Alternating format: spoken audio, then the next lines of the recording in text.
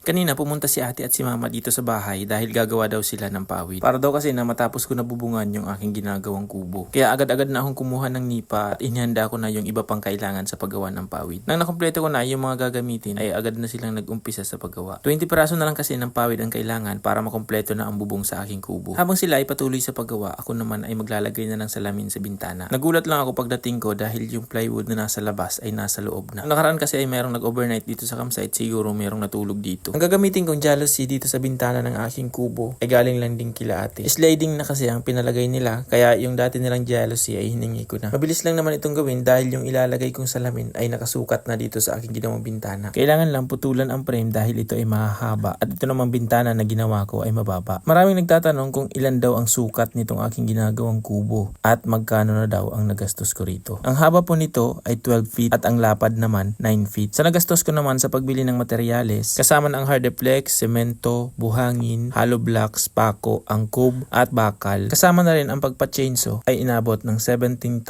pesos. Kunti lang ang diferensya kumpara doon sa una kong ginawa na maliit na kubo. Ang nilagay ko kasing bubong doon ay yero. Dito naman ay pawid at sariling gawa lang din kaya sobrang nakatipid ako. Kaya sa lahat po na nagtatanong, maaari nyo maging guide yung sinabi ko pero hindi po yun magiging parehas ng magagastos nyo kapag nagpagawa kayo ng kubo. Dito po kasi sa amin ay madaming libre tulad na nga ng pawid at itong jealousy na ginamit ko ay hiningian lang kila ate at ako na rin mismo ang gumagawa. Kanina ko pa sana natapos itong ginagawa kong bintana kaya lang paglagay ko ng salamin, tinignan ko sa labas ay hindi pantay kaya inulit ko. Buti na lang dito sa kabila ay okay naman kaya nilagay ko na isa-isa yung salamin. Ilang saglit lang itong bintana sa harap ng aking kubo ay natapos na.